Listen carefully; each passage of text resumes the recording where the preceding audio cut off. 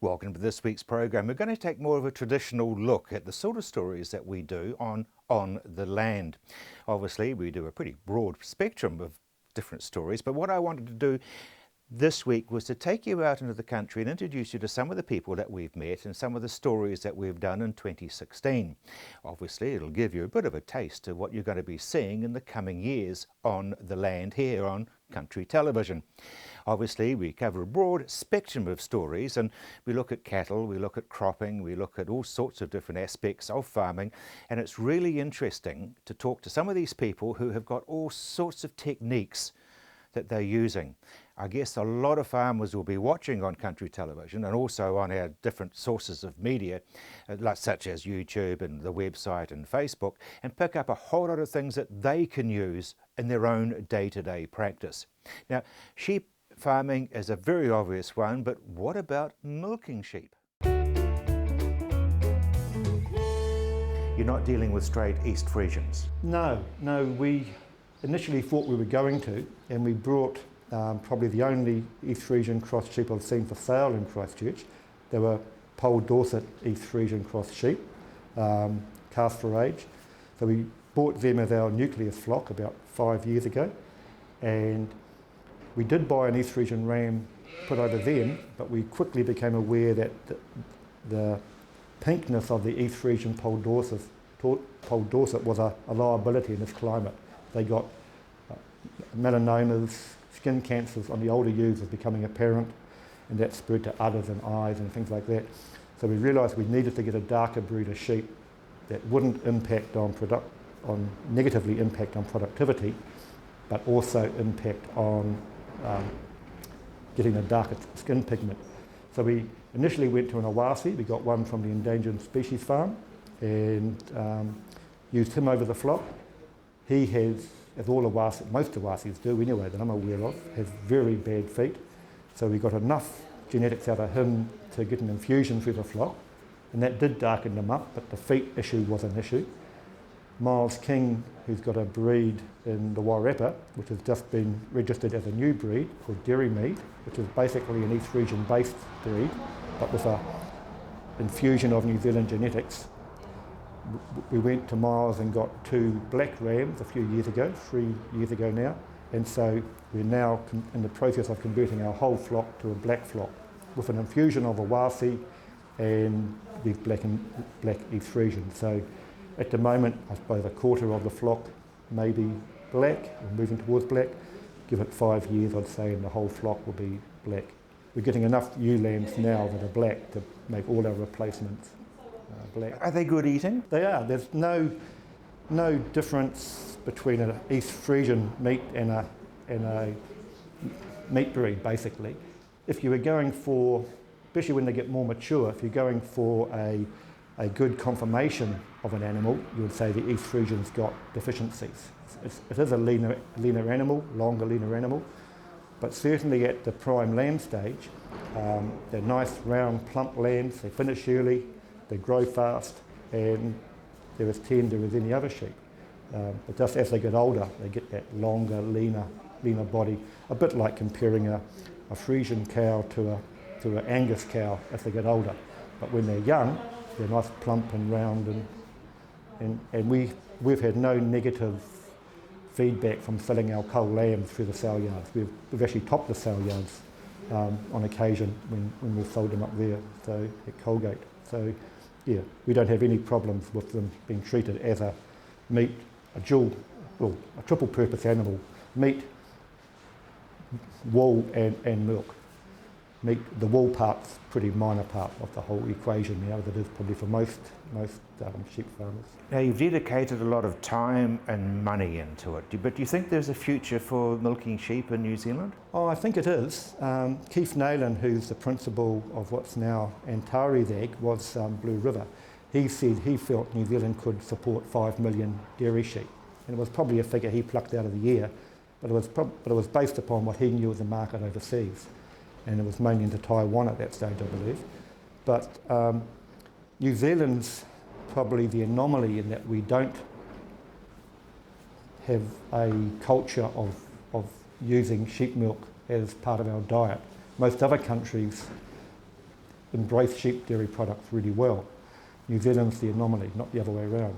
And so, being an export country, I think we have a really good potential to move product offshore.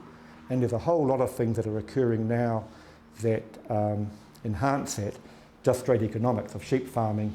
Sheep farming needs something else to make it more viable. Lamb prices are plateauing at where they are now, and it's basically at the vagaries of the dollar, whether they're good or bad. So you've got that, making sheep farmers looking for alternatives. You've got all the issues around nitrate leaching, particularly here in Canterbury, in the Selwyn district.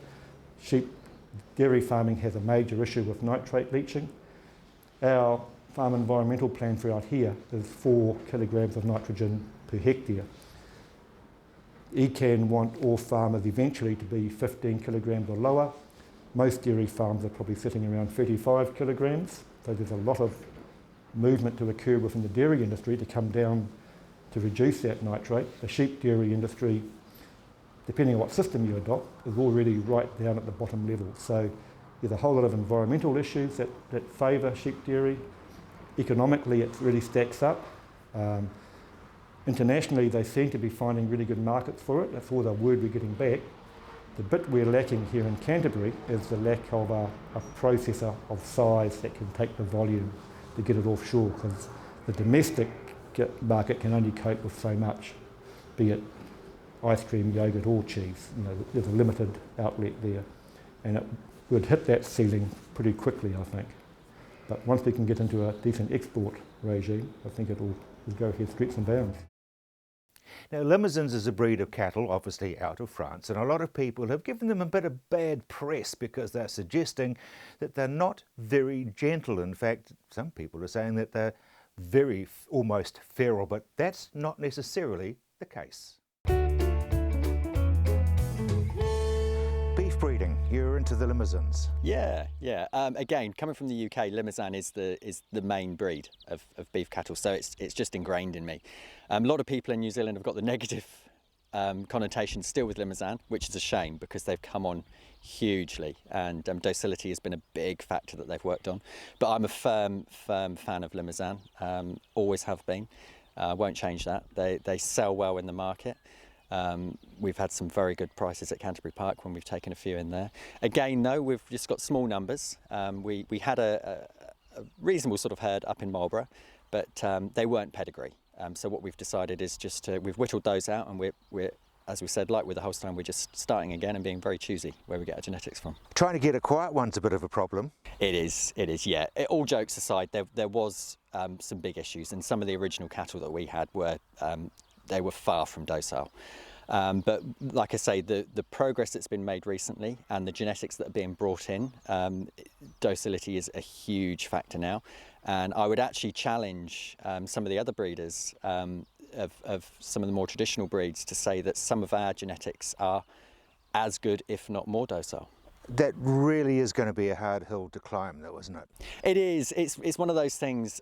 It takes a long time to get a stigma off of a breed, but what's been really encouraging is having been present at some of the recent Limousin conferences, we've had external speakers coming in, people that are based in the beef industry as general and having involved with other breeds, and their comments are very positive.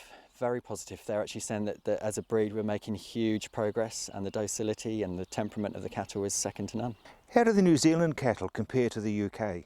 Yeah, it's a numbers thing. Limousin is still relatively small numbers, but it's improving. So yeah, we haven't got that depth over here. Obviously, the depth of breeding that we have in the UK for the Limousin cattle is huge. It's like, you know, if you go to an Angus sale over here, you've got that tremendous depth, generations and generations of breeders.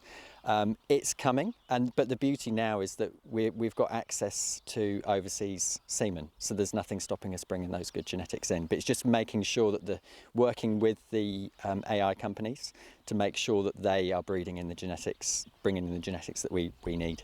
Do you see them being used as a terminal sire? They've got lots of potential uses, and I think this is the thing, probably as an organisation, I mean, we're relatively new to Limousin, New Zealand, but there's there's huge potential. They're tremendous growth rate, good carcass. They're really good as a cross, especially on other beef breeds, but even in the dairy industry. Again, going back to England, Limousin is the main breed over dairy cattle, just for easy calving, and then you've got a good saleable calf at the end of it. What about yield? Yeah, they grow. I mean, our limos on this pasture will grow phenomenally well, but even on hill country, you know, I think it's standard recognised now that 60% with your carcass meat that you're getting, and they grow quick. So yeah, I personally, I'm probably a bit one-eyed, but I can't fault them. Well, most stud breeders are pretty one-eyed Yeah. about their stock. Yeah, absolutely. We have to be, don't you? You're passionate about what you do. I'm not so one-eyed that I don't look at other breeds. I mean, the calves that I buy in, I'm looking for Angus cross and Hereford cross because that is the recognised breeds of New Zealand. I'm not, you know, it's horses for courses. You like the old saying, when in Rome, do as Romans do. But when it comes to actual breeding, though. Yeah, the Limousin for me is the breed. Is it an up-and-coming breed? Do you see people getting into it? Yeah, I think so. I can definitely see a big future in it. We're heading in the right direction. We've got some excellent breeders locally. Obviously, again, being in Canterbury, we're very fortunate. We've got some good local breeders. We've got Gary Kennett, the present, just around the corner from us here, and then there's Warwick James, excellent stock. They've got some great stock over there as well. So yeah, we just recently brought a couple of his heifers, so plug for Warwick. Well, we're back on the land looking at goat farming straight after the break.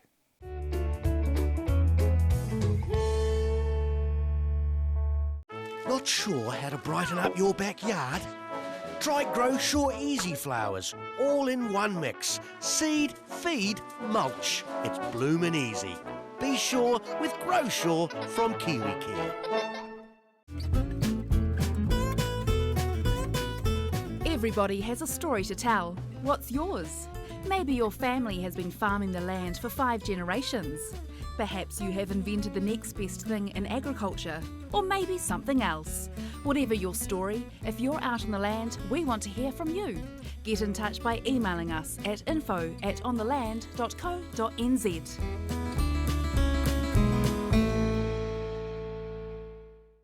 You know that saying, content is king? Well, in today's mixed media world, it's true. You need video, audio, photos and more for social media, for marketing, for communications, sales and for advertising. And you need this at a price that works with your budgets. Well, that's what we do. At Tandem, we partner with you to create the content that you can use to shout to the world or video link to a few. Connect with us and we'll help you connect to the world. We're living on a planet facing almost insurmountable challenges. Challenges we have to face sooner rather than later. The world needs our energy. She needs our ideas, our passion. It's up to us to change things, make a positive change to the planet, to feed the world, to protect the future, to live well, to be the generation that will make a change. Join us. Not sure why your camellias aren't cooperating? Try Grow Sure Planting Magic, packed full of nutrients in just one handful. Be sure with Grow Sure from KiwiCare.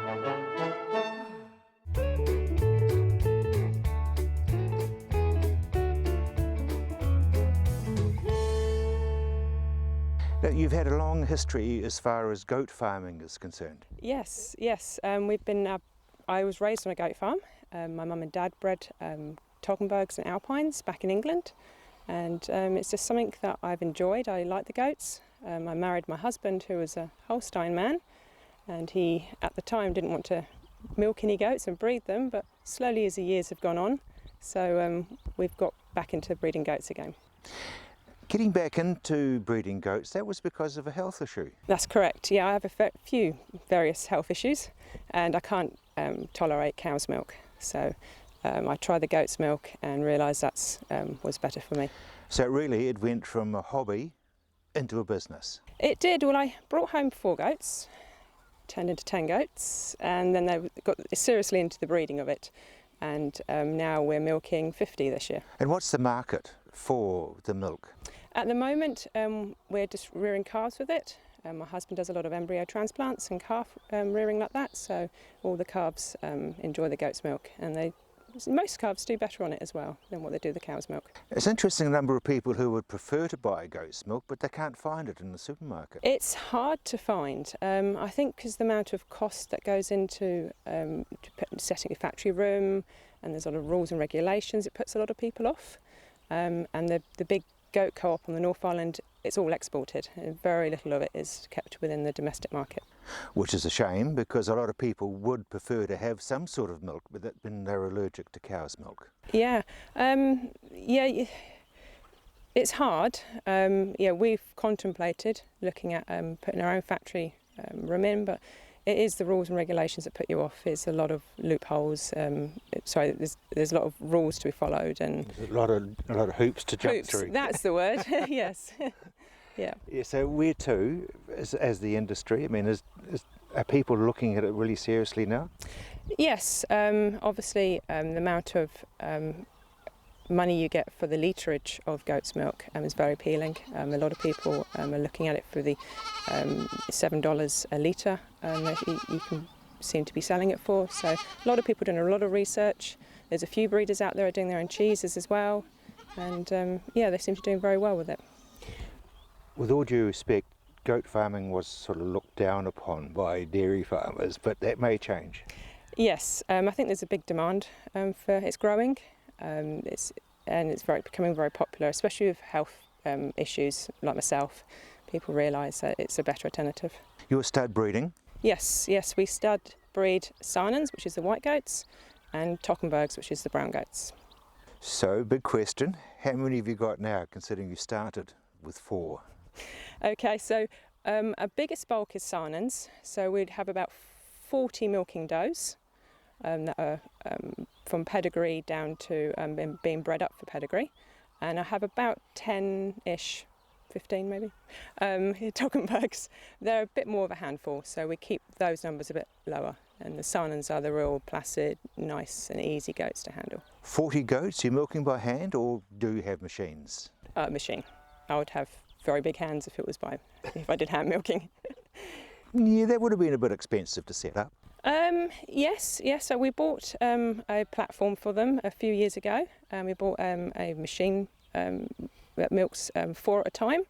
But yeah, it's worth doing, and for the milk. And of course, you can monitor each animal and what they're producing. Yep. So we herd test. LIC. We do all the solids testing for us, and so we know exactly what each animal is doing. At the moment we're averaging 4% fat and 3% protein, and our top goat is producing just over 10% solids. So you'll be thrilled about that. Yeah, I was very, very pleased with this year's herd test, our first one to get. It's brilliant. Yeah. And you watch goat farming, because I think it's going to definitely get bigger as the years roll by. Now, irrigation is very, very important, and it's really nice to know that if you've got a small block that you can in fact do what is known as catch and carry. Phil, you've repackaged the 3 and 5 K-line packs. Why? Look, it's all about providing people what they require for the areas that they've actually got to hand. When you have a look at a lot of lifestyle areas, they're relatively small paddocks. So we're trying to give people the opportunity just to pick up a single pack and actually have their requirements satisfied. There were some people who were sort of suggesting that the 1 hectare one didn't actually get into all the corners, but you fixed that. Yeah, that's all about the hard decisions you have to make. What we've done with the bigger package is that we've increased the amount of pipe that's on there. And that's about making sure that in fact we've got enough such that we can do exactly what we've suggested. The other pack still does roughly a hectare, just that this package you can just pick up 1 item and off you go, and it fits much better into a DIY type of opportunity, I guess. So really the only decision is whether you need a 3 or a 5 pack? The decision is whether you have a 3 or a 5, and the 3 is going to fit really well in, I can imagine, a horse field or a situation where you have a smaller paddock and you're actually trying to just cover that well enough. It comes with a number of nozzles, as in fact do all of the farm packs. They have 3 different nozzles in there, so you can adjust application rate and depth, and they have a reasonably high performance NAN sprinkler in them. DIY, how simple is it to get the whole thing up and running? Well, basically anybody that can screw a thread together or drill a hole actually has the ability to do the job. And there's stuff that we've got in there that assists people along that process.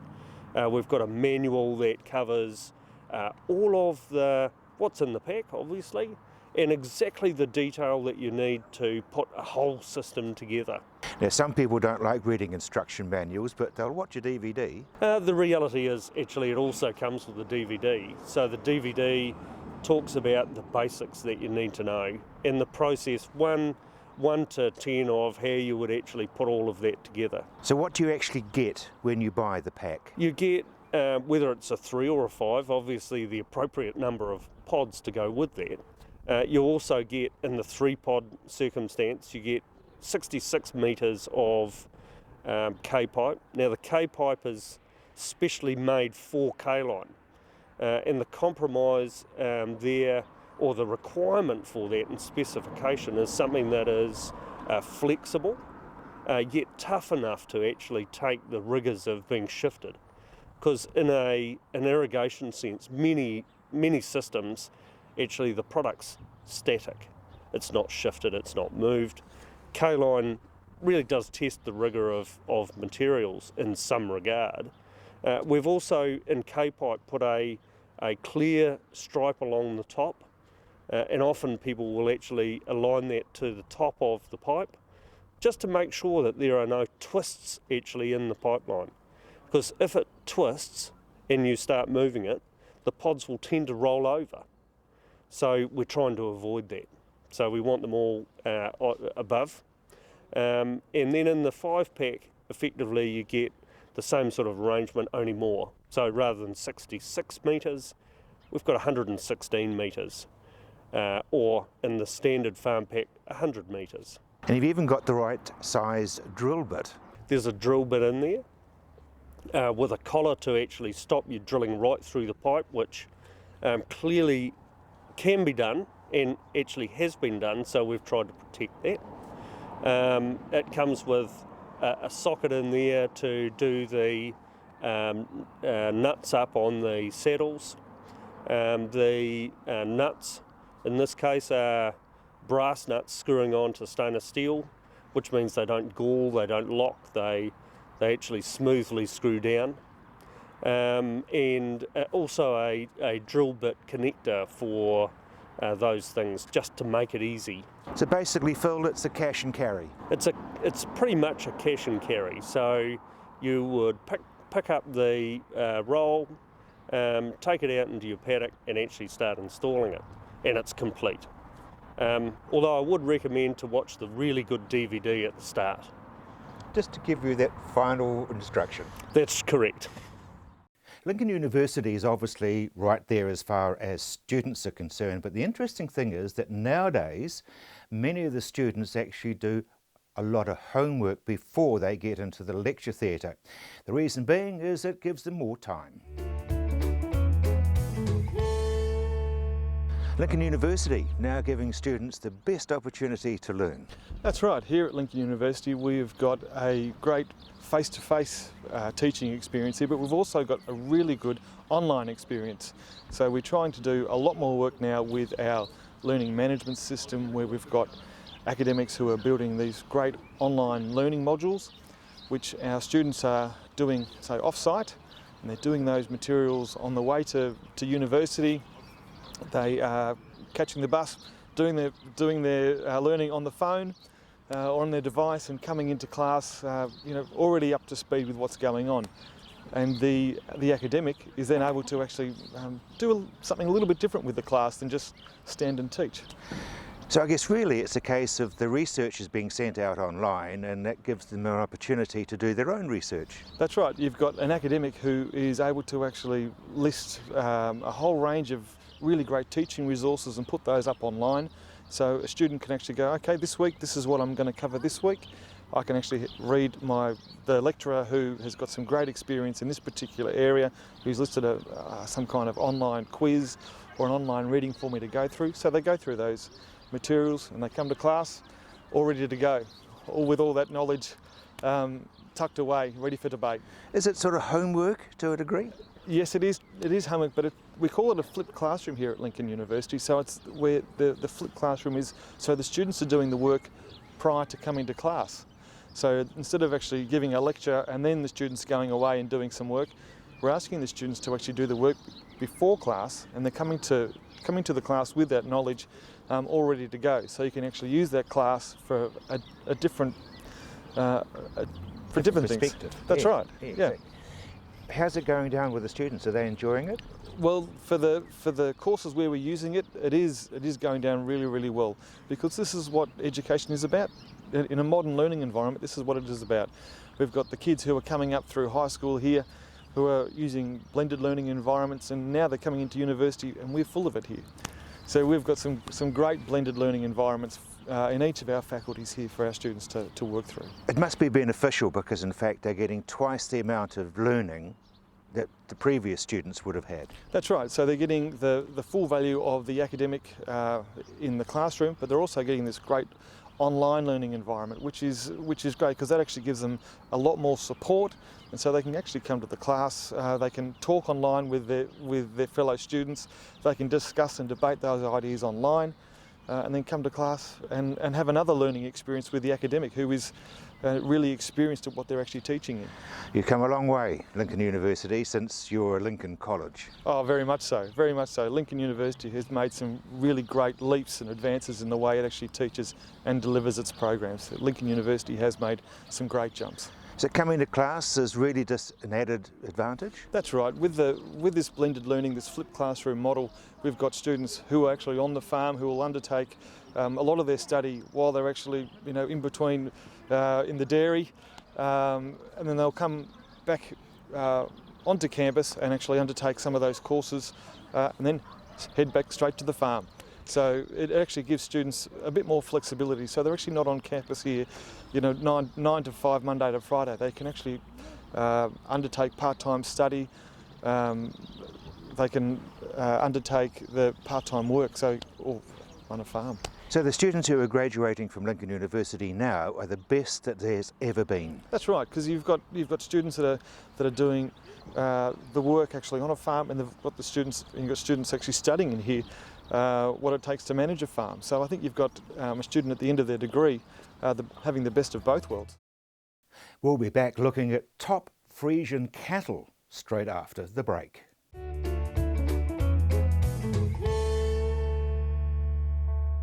Not sure how to brighten up your backyard?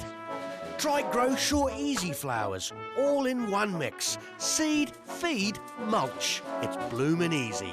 Be sure with Grow Sure from KiwiCare. Everybody has a story to tell. What's yours? Maybe your family has been farming the land for 5 generations. Perhaps you have invented the next best thing in agriculture, or maybe something else. Whatever your story, if you're out on the land, we want to hear from you. Get in touch by emailing us at info@ontheland.co.nz.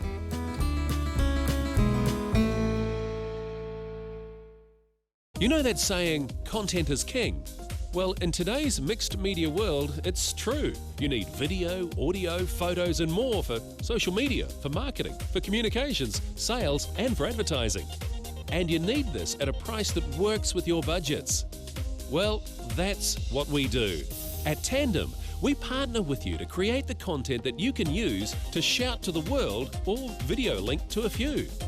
Connect with us and we'll help you connect to the world. We're living on a planet facing almost insurmountable challenges. Challenges we have to face sooner rather than later. The world needs our energy. She needs our ideas, our passion. It's up to us to change things, make a positive change to the planet, to feed the world, to protect the future, to live well, to be the generation that will make a change. Join us. Not sure why your camellias aren't cooperating? Try Growshaw Planting Magic, packed full of nutrients in just one handful. Be sure with Growshaw from Kiwi Care.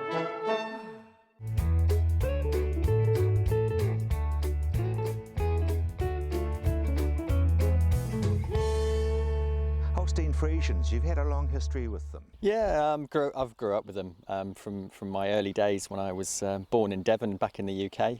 Always been around the Holstein black and whites. So. Then you moved to New Zealand? Yeah, 2000 we moved over as a family, and we moved up to Marlborough, and we bought a dairy farm up there. The UK got a bit claustrophobic? Yeah, it was quite depressing actually during the 90s. I was left school in the mid-90s and then went to college, went to Duchy College and did up to level 4 agriculture, and there was just no future. We'd been hit by a succession of negative stories in the press. There was the BSE scandal, and that was just prior to us moving out. The next thing was a foot and mouth, so it wasn't getting any better over there, that's for sure. UK dairying very intensive compared to New Zealand numbers wise. Yeah, there's you get a lot more farms. Where I grew up in the southwest, it was still quite traditional in many ways. There was small dairy farms, but it's changing rapidly. Yeah, the whole picture's changed. And now you are here on the peninsula, or almost on the peninsula by Lake Ellesmere, and you're doing stud breeding. Yeah. That's our as a family we've had a love for breeding pedigrees. Like I say, I grew up with Holstein. I've always been associated with Limousin cattle as well, and my wife, she grew up on a small goat farm over in Kent. So yeah, we've always had a love for the pedigrees. Tell me about your stock, because you'd be very picky. Yeah. When we was up in Marlborough, it was basically a smallish commercial farm, but I couldn't be too picky because you had to sort of get the milk in the vat. We had contracts to supply with town supply with Fonterra. But now we've got the luxury of just being able to be really choosy. I've basically, in a way, started from scratch, really. So we're very fortunate in Canterbury, in this area. We've got some of the best breeders right on our doorstep. To name a few, we've got like Geddeses and the Stewarts as well, and then a bit further down with the Fairview. So yeah, very fortunate to have some very good breeders locally. And you're not selling the milk? No. It's actually nice having a break from not having that pressure of having to meet all the criteria and the regulation. So not saying that won't ever happen again. I'll never say never to anything, but at the moment we're just really enjoying concentrating on the breeding, and I'm buying in lots of beef cross calves and obviously rearing pedigree calves, and that's what we're concentrating on at the moment. So that's how you pay the grocer? Yeah. Basically, yeah. We downsize, so we've been able to come onto the farm without massive overheads, and that's obviously the key to it. The farm we had in Marlborough was substantial. It was about 1,000 acres, and we've come down to a farm here we're farming about 170 acres here. So it's a lot smaller, but we're more hands-on with the stock. And are you yet selling any of your Holsteins? No, not yet. Like I say, we're still very early days. So I'm just, like I say, very cherry picking a few. We brought a few from over the recent years from the Canterbury collection sale, and just privately as well. But that's not the main aim. The main aim is I'm only milking a handful. I just would like to be milking good quality cattle. That's my aim. Is I don't want numbers. I just want a few that milk very well. And yeah, in the future, if we can get a good heifer that can meet the criteria, then absolutely, that's a bonus. And I guess there must be some very good sires that you can buy the semen off. Yeah. I'm very, very careful who I buy from. We've got some excellent reps that we deal with locally, various different companies. Yeah, there's certain traits that I look for. We want good framed cows that milk well, look good. Longevity is a thing that I'm very keen on. I'm not keen on cows that produce oodles and then tail off in their relatively young years, so I want a cow that will do the distance, and yeah, ultimately the top cattle. Yeah, basically small numbers but quality. Embryo transplants. So you're looking at that? Yeah, we've already done some of that. Yeah, we work closely with one of the chaps who's based up in the Hawke's Bay. Again, because we're only small numbers, we tie in with some of the local breeders, so we tend to work around like the Geddeses and that when they're doing some flushes, we'll work in with them, and we're always keen to get 2 or 3 in and do some embryos. But yeah, we've got just behind you here, we've got a couple of embryo calves that were born just this year. And of course, Friesians are getting very, very popular, and the prices being paid are very, very large. Let's have a look at one of the old seed companies now and find out their history, because it's a very interesting way that Lucetti Seeds got started.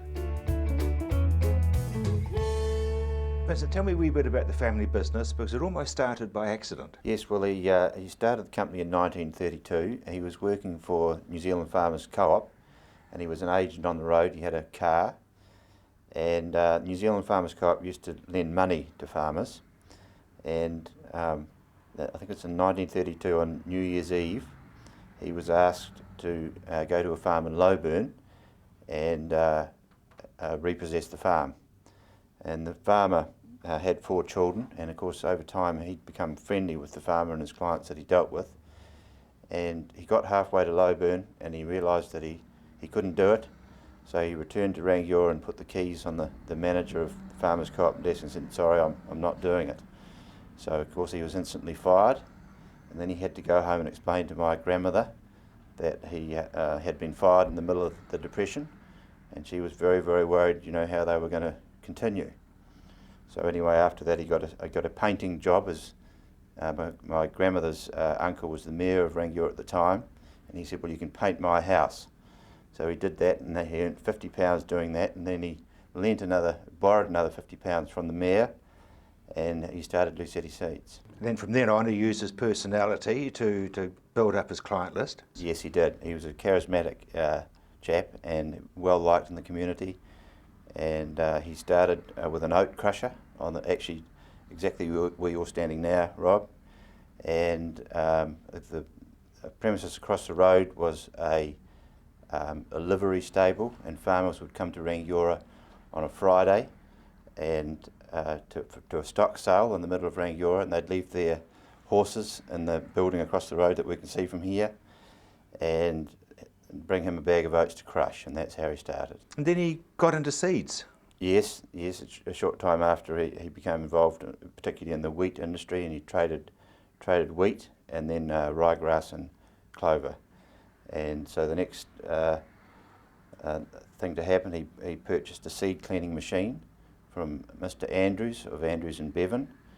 He always insisted that he bought his machinery from Mr. Andrews, who used to come out on the train from Christchurch wearing a tweed jacket and a tweed hat, and my grandfather always enjoyed his company. They were really hard but wonderful times, weren't they? They were, and it's quite nice for me even today, you know, some of my older clients still remember my grandfather and talk about some of his wit and trading that they did with my grandfather. Tell me a bit about the story about the bad weather. Yes, well, a client of ours, who's still a client today at Loburn, told me once his grandfather came to Rangiora to sell ryegrass to my grandfather. He came on his push bike, and during the transaction it started to pour with rain. A southerly hit, and my grandfather said, "Oh, you can't possibly bike back to Loburn." So he put this chap's bike in the back of the car and took him back to Loburn, and the family still remembers that kindness to this day. Isn't it wonderful, that loyalty? Yes, we have got some very loyal clients. We've got a number of clients that have been dealing with us for 3 generations. It's quite nice for me that I've had the link with my grandfather. He was able to tell me about the start of the company, and we've still got areas of the company that were here when he first started, and that at the right height for a dray to back into and unload seed, and we've still, some of those areas still exist in the company today. Since then you've come a long way, but very slowly. Yes, we have. Yes, we're not fast out of the blocks, but today we employ a staff of somewhere about 50, and we're on 2 sites. We're on a 2.5 hectare site here in the middle of Rangiora, and we've got a 1.5 hectare site at Ashburton. There's 4 seed cleaning machines at Ashburton, and there's 2 here in Rangiora. And you've got people on the road? We've got 10 agronomists today visiting farmers from Southland to Blenheim. And I guess you also use other merchants? Yes, a lot of our products are sold through other merchants, particularly our milling wheat varieties, our barley varieties, and we're starting to develop a portfolio of forage seed, which has been very well received by the industry. But small steps. Yes, as I say, we just take things quietly, Rob, and don't get too ahead of ourselves. Even during your time though, Vincent, the times have changed within the industry. Yes, well, yes, certainly. Farming's a lot different today to what it was when my grandfather started, when everything was horse-drawn. And also, there's been a lot of improvements in our own industry, and particularly in the changeover from bags to bulk in the 1970s. And I was working here at that time as a small boy, and I certainly remember that change. Yeah, I do. I used to work on headers in a cloud of dust. Pretty tough times. Well, they were tough old days, but I must say, from the point of view of working in the store, I thoroughly enjoyed, working with the gang of men that we had at that time, and stacking. I think I'd probably be the youngest person that knows how to stack seed in a stack, and it was a lot of fun, and actually it was a lot of teamwork and thoroughly enjoyable. And it's still fun, isn't it, working within your community?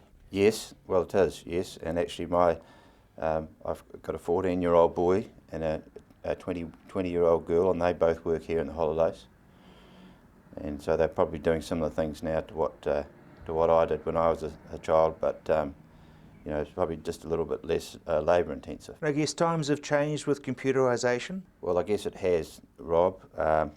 It's not something not really my strong suit, I'd have to say. I just missed out on that era. But yes, we're definitely finding that keeping track of our stock and our processes are definitely smoothed by computerisation. At the moment we're undertaking a large-scale project to bring our computer systems up to date. Straight after the break, we're going to be looking at dairy farming on dry land, and that's a challenge.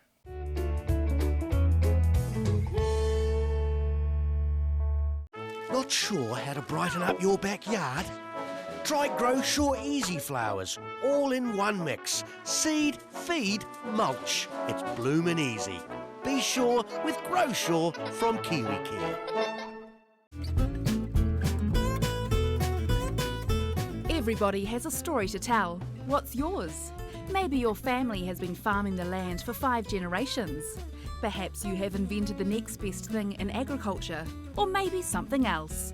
Whatever your story, if you're out on the land, we want to hear from you. Get in touch by emailing us at info@ontheland.co.nz.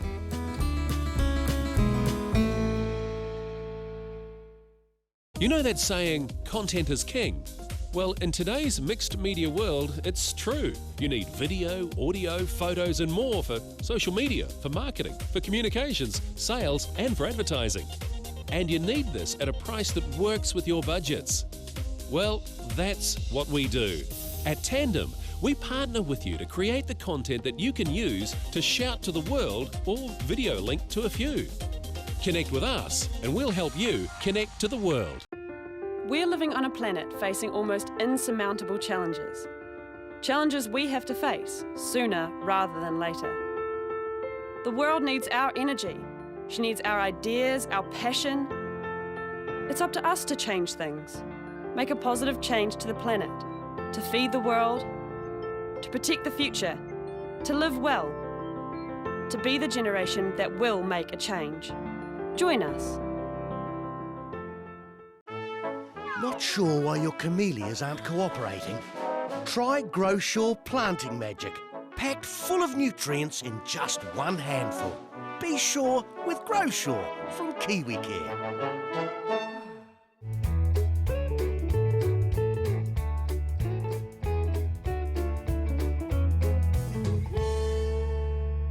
Keith, the Ashley Dean Dairy Unit, it's for research into light land. Yes, indeed. Very free draining stony soils. It's a challenge for us to reduce the risk of nitrate leaching and phosphorus losses into the underground aquifers at this point in the Canterbury Plains.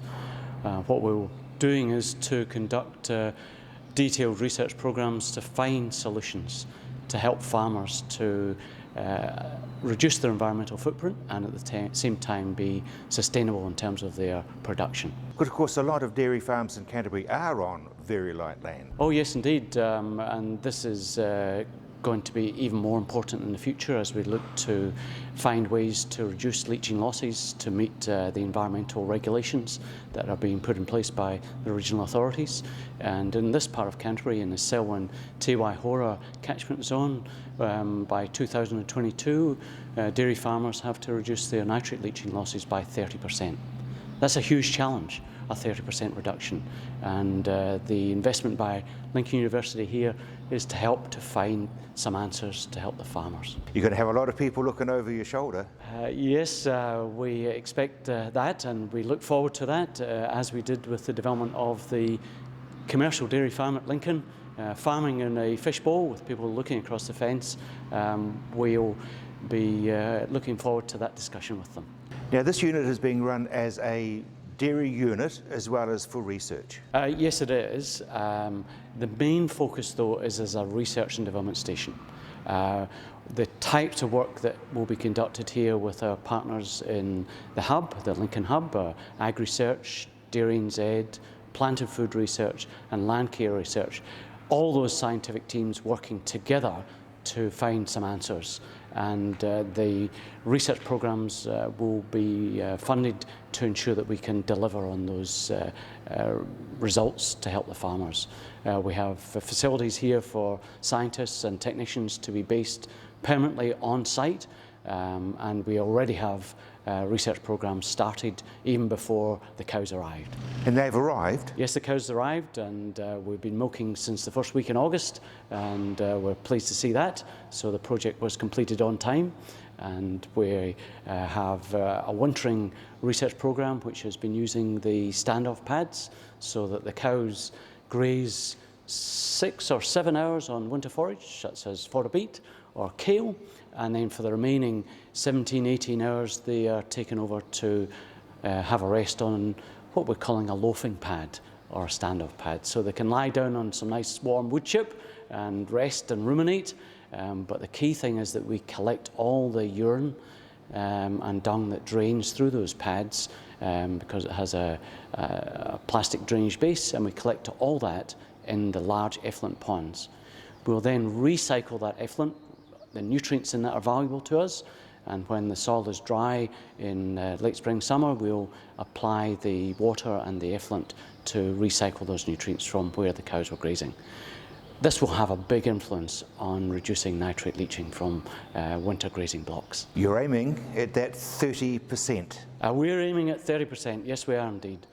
Some of the current research we've been doing as part of the Pastoral 21 consortium funded work has found that if we sow a catch crop of oats soon after the cows have grazed the winter forage, the oats can establish well in low temperature soils, and the oats catch a lot of the nitrogen that was deposited by the cow's urine, and therefore we already are able to reduce nitrate leaching by 25% in some of those winter forage grazing systems, simply by putting a catch crop in as soon as possible after the cows have grazed their winter forage. So we're optimistic that we'll find some solutions.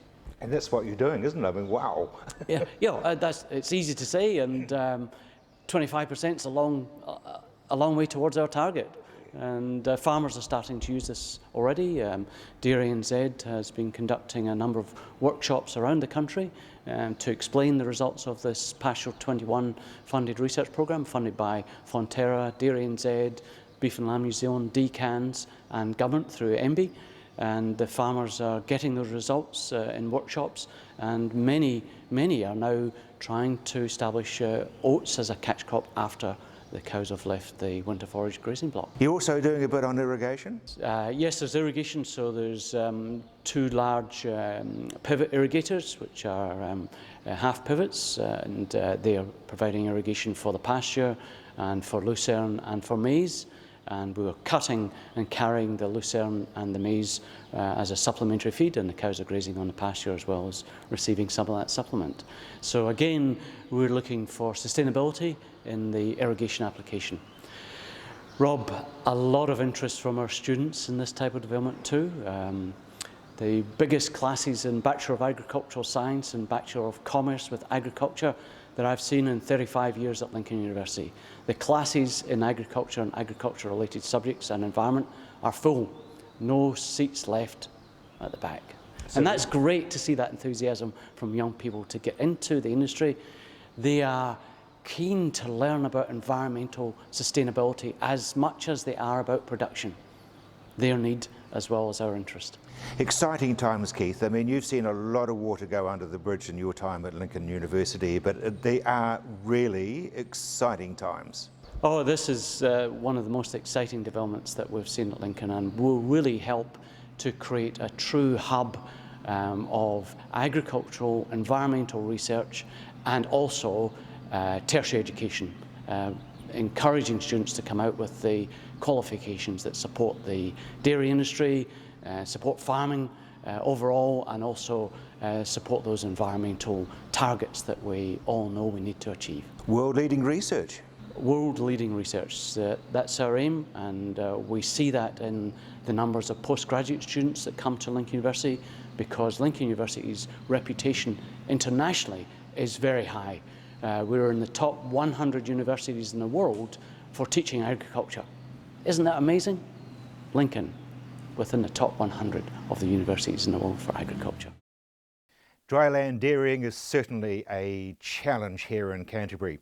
Let's take a look now at mudfish, because it would seem as though they're little devils that we don't normally see, but in fact they are very endangered and they certainly do have a use. Anita, mudfish. There's got to be a reason you brought mudfish into the studio. These are natives? Yeah, not just any mudfish. These are Canterbury mudfish, so found only in the Canterbury region. And yeah, they are natives, only found in New Zealand. There's 5 species of mudfish in the country, but yeah, on the east coast here we have our very own.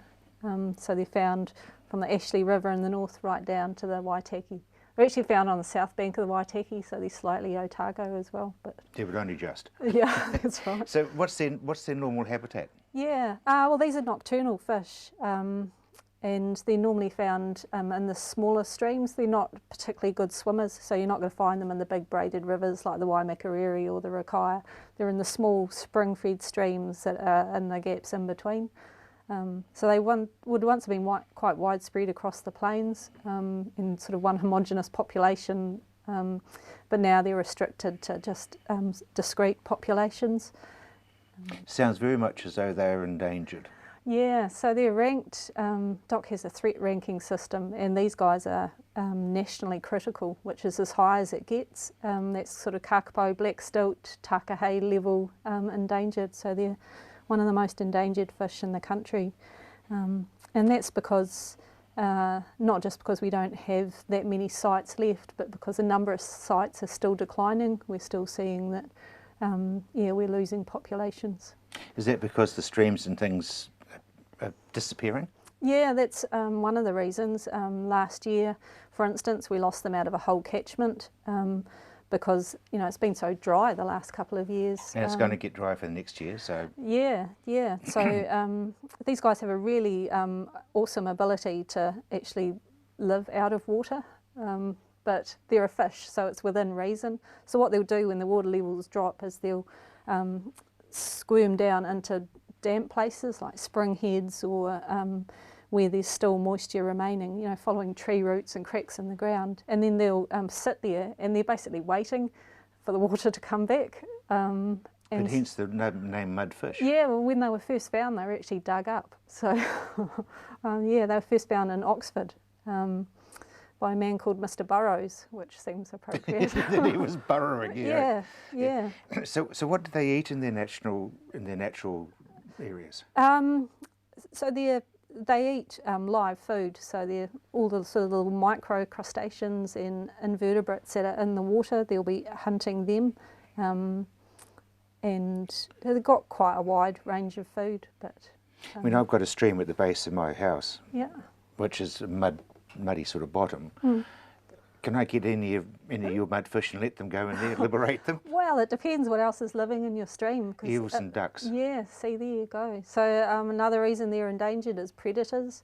So mudfish do best where there's only mudfish, and Eels are predators of them, so we have high eel numbers and mudfish don't go together. And trout as well, brown trout are really efficient predators of mudfish, so they don't live too long together either. Is there a positive for farmers having these? Well, I guess it's a sign that they've got been looking after their streams well. I don't think there's a negative to having them. It's all part of the biodiversity of the plains, and to be able to say that you've got one of the most endangered fish on the country, on your property, I think, you know, shows good stewardship of how they're looking after the land. Because farmers do want to look after the land, and that's why we've got QE2 areas being closed off and predator-free areas. And yeah, that's right, and that's what we're seeing. We've got landowners that have been doing things like creating deeper pools so that the water level will stay for longer. And doing it very carefully, Anita, so that... Yeah, well, that's right, yeah. There's another landowner that I work with who's just got these beautiful carracks and flax lined streams, and he's just very proud of the way that he's maintained those streams, and only does sheep grazing along those margins and keeps the other bits of his farm for cattle. So what would, if you had a magic wand and this is your opportunity to say to farmers, hey, listen guys, what's your request? Yeah, well, I think like this isn't an either or situation. These guys are found on working farms, and so what I'd love farmers to do is, if they have mudfish, is just to consider it in their farming operations. When sites dry, the fish can be trampled by stock going through them, so even if you've got mudfish and the site's dry, you do still need to keep stock out of the stream beds. And how do you know you got mudfish? Oh, well, I've been there nocturnal, so it is difficult. Yeah, exactly. And I've been to properties where the farmers, you know, obviously he said, you know, I've been here and I think you're wasting your time, and then the next day we'll come, because I set traps overnight, because they come out when they're feeding and go into my traps. And yeah, I've said, gone the next day and pulled up traps, and they're quite amazed. So the plant on the top's one of the good things to look for. So this is actually a native fern called Isola rubra, so that can be an indicator. They're often at sites that have stiller water where you get this. And this time of year, if you can see clear bits in the water, the young of the mudfish are out, and they're out during the day, and you can see them. They're sort of like 1 or 2 centimetres long, just wriggling in the water column during the day. So have a look on a sunny day into the water and you might see those. Anita, thank you very much, and thank you for bringing your 5 little friends in. Mudfish, obviously something that we really don't give much thought to, but they are an important part of our heritage, I guess. So that's just a little bit of a sample of what we're going to be bringing you during 2017 here on the land. As I've said before, you can catch us on several types of social media. You can find us on our website, which is ontheland.co.nz.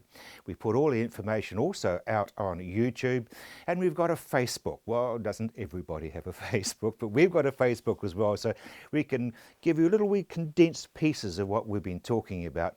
But please always remember that I'm here on country television, and I'm very, very happy to be so, because farming to me is a very underestimated industry. It is an industry that many people don't even think about, and it's an industry that really needs, in my view, once again, a PR job. Bottom line is people don't understand it, and the mass media seem to only focus on the negative. So country TV is in a position where we can talk about your industry in the positive. I think that's exceedingly important, and I know that you do too, because we do need to be positive. I'll be back here the same time next week. Until then, bye now.